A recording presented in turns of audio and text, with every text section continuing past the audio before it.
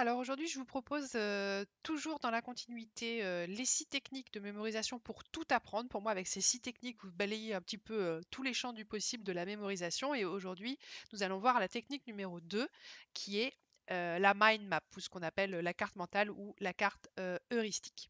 Alors, vous retrouverez tout ce que je vous dis et les des feuilles que vous pouvez, réutiliser sur mon site, les cours et au bourg, qui est le nom de mon agence de soutien scolaire à Rouen. Donc voilà, sur le site, vous trouverez tout ce qu'il vous faut. Ce site, donc, il représente. Voilà. Donc voilà, ça ressemble à ça. Vous avez ici, voilà, ça ressemble à ça. Vous pourrez trouver par matière beaucoup de choses. Vous pouvez aussi nous retrouver sur Instagram, les cours et au bourg, et sur la page Facebook. Alors, le problème de la mémoire, c'est qu'on a tous deux types de mémoire. On a tous cette mémoire d'éléphant et cette mémoire de poisson rouge, hein. Il y a des choses dont on se souviendra toute notre vie, même si ça a duré un quart de seconde dans notre vie. Et puis parfois, on se lève de son canapé pour aller dans la cuisine chercher quelque chose et on oublie, arrivé dans la cuisine, ce qu'on était venu chercher. Donc, on a tous ces deux types de mémoire et ce qu'on aimerait bien tous, c'est avoir la clé pour pouvoir utiliser la mémoire d'éléphant quand on en a réellement besoin. Donc sur la technique de la mind map qu'on va voir aujourd'hui, la clé vraiment c'est l'imagination. Donc l'imagination pour votre cerveau, c'est très puissant. C'est extrêmement puissant, c'est-à-dire que c'est beaucoup plus puissant que des mots. Parce que des mots, pour vous, des lettres, c'est juste des lignes, des points, des traits que vous avez appris à reconnaître quand vous avez appris à lire. Mais l'imagination, les images, c'est vraiment beaucoup, beaucoup plus puissant pour votre cerveau. Si vous apprenez avec des images, de l'imagination, vous apprendrez, vous retiendrez beaucoup mieux. Donc c'est ce qu'on va utiliser pour la technique de la mind map. Alors, à quoi ça ressemble une mind map? Je ne sais pas où je pourrais me mettre pour qu'on vous voit bien. Voilà, ça ressemble à ça. Donc ici, je vous ai utilisé une mind map qui a été faite par un élève d'école infirmier qui était en troisième année, qui devait apprendre les 10 règles d'or de l'injection sur chambre implantable. Ne me demandez pas ce que c'est, je ne sais pas. Moi, je l'ai juste aidé à faire la carte. D'accord. Donc voilà à quoi ça ressemble une carte mentale. Ici, il avait les 10 idées qu'il devait retenir et pourquoi il devait retenir ces idées. Donc voilà, avec des choses utiles. Par exemple, voilà, il sait que sur une chambre implantable, il faut maintenir entre le pouce et l'index, on le voit ici avec le dessin. Et pourquoi? Parce que ça évite que ça se retourne, ça évite les risques de retournement. Voilà. Donc on met des dessins. On met des dessins pas forcément au premier degré. Là, on est au premier degré, et là, pas du tout. D'accord. Pareil, ici, voilà, il y avait marqué qu'il fallait pas qu'il y ait trop de pression. Ben, on a mis de la bière pression. Voilà, donc on utilise des choses pour nous aider à retenir. Alors, comment on fait une mind map? En fait, il y a des règles à respecter quand on fait une mind map. La règle numéro 1, c'est utiliser les couleurs. Vous avez remarqué, hein, les couleurs des branches, c'est très important. Vous devez utiliser des couleurs vraiment très différentes. Et vous devez éviter de mettre des couleurs qui se ressemblent sur des branches qui sont à côté. D'accord? Vous ne mettez pas un rouge, un orange, un rose, par exemple, hein. Vous mettez un rouge, un vert, après vous mettez un rose, après un bleu, après un jaune, si vous voulez. D'accord? Donc il faut qu'il y ait des couleurs dans vos branches, c'est très important.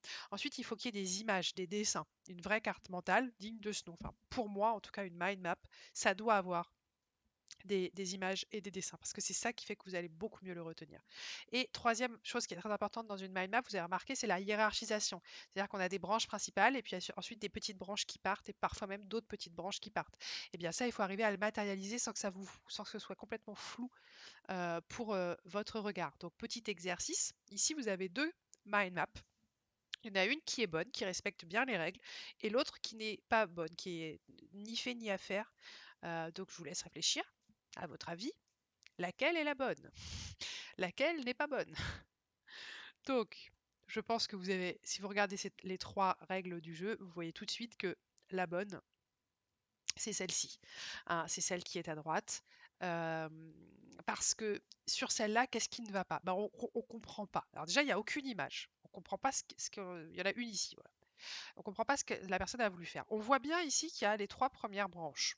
Ok, c'est les branches principales. Ensuite, ici, on voit qu'il y a d'autres branches, mais après, on ne comprend pas parce qu'en fait, ce sont les mêmes types de branches. C'est des ronds.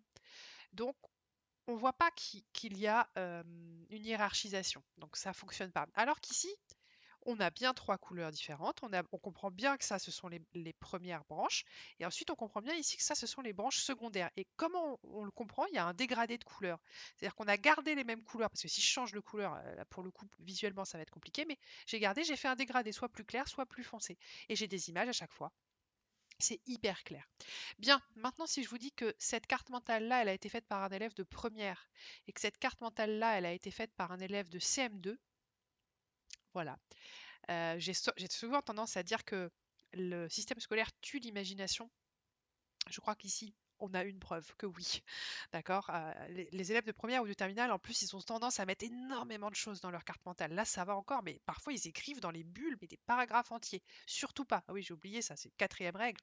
Quand vous écrivez une mind map, à l'intérieur, ça doit être simple, ça doit être simplifié, ça doit être des mots clairs. D'accord? Si vous commencez à écrire des paragraphes, on va pas y arriver. Alors, à votre avis, est-ce que ceci est une bonne carte? Une bonne mind map? Bien, pour moi, non. Mais ça n'engage que moi. Parce que je sais qu'il y a beaucoup de gens aujourd'hui qui font des mind maps comme ça. Mais parce qu'on leur a appris comme ça. Euh, pour moi, cette mind map-là, elle n'est pas bonne pour la simple et bonne raison que déjà, il y a des couleurs qui se ressemblent énormément ici. Donc on les différencie pas bien. Il aurait mieux fallu mettre un vert, un jaune, un orange, ou parce que c'est trois violets différents. Donc visuellement pour votre cerveau, c'est compliqué. Et en plus, il n'y a aucune image. Aucune image. Donc pour moi, c'est pas que c'est mauvais, mais ça s'appelle pas une mind map, c'est un schéma. Bon, c'est un schéma, c'est pas une mind map. Donc pensez à ça, s'il vous plaît. Mettez des images dans vos mind maps, vous verrez que ça sera beaucoup mieux. Alors, pour faire vos mind maps, parce que là, on a vu de très belles mind maps. Comment on peut les faire? Donc, vous pouvez les faire sur des logiciels. Donc, le meilleur logiciel pour moi, c'est eMindMap 11. Mais par contre, il est payant, il est un peu cher. Mais c'est vraiment celui que j'utilise moi tous les jours avec mes élèves. J'aime beaucoup. Vous avez MindMap, qui est pas mal aussi. Vous avez Mind Manager, qui est utilisé dans certains lycées. Et MindMeister. Donc, ça vous permet de faire des mind maps sur ordinateur. C'est vraiment bien. Mais mon petit chouchou du moment, quand même, c'est MeMind. Parce que MeMind, c'est une application qu'on utilise sur téléphone. Et du coup, c'est génial parce que vous avez vos cartes mentales sur vous tout le temps. Vous pouvez les réviser, vous pouvez les faire, vous êtes dans le bus, vous attendez quelqu'un dans la rue, enfin n'importe où. Vous pouvez les faire et les avoir sur vous. Et ça, c'est vraiment, vraiment très, très pratique. Je vous montre comment ça fonctionne. Donc, c'est une petite application sur téléphone qui est gratuite en plus. Moi, je l'utilise avec mes élèves au CFA. Alors voilà, vous téléchargez votre application et puis ensuite, vous voyez, ça vous propose différents types de branches. Vous choisissez, soit vous faites une étoile, soit comme ça, voilà. Voilà, vous choisissez ce que vous voulez et ensuite, vous pouvez choisir les couleurs. Alors attention, hein, utilisez bien la règle des couleurs, prenez des couleurs bien différentes. Après, vous pouvez les changer, mais n'essayez pas de faire des jolis dégradés de rose ou des jolis dégradés de bleu, ça sert à rien, votre cerveau, il va s'embrouiller entre les différents bleus, c'est pas très bien. Et ensuite, voilà, ça c'est une carte mentale qu'on a fait de géographie qu'on a fait avec mes élèves au CFA. Elle n'est pas finie, mais voilà, on a les premiers ici, les premières bulles jaunes, ici les premières bulles oranges, les bulles vertes. Après, on a mis des dessins. Et en fait, voilà, quand vous cliquez sur une bulle, voilà ce que vous avez. C'est hyper bien fait, c'est très intuitif, c'est vraiment top.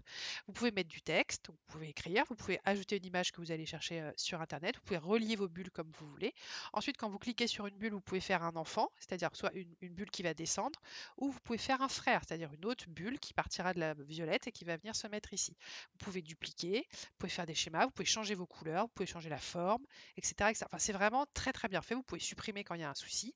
Donc tout ça, c'est tactile. Je vous conseille de...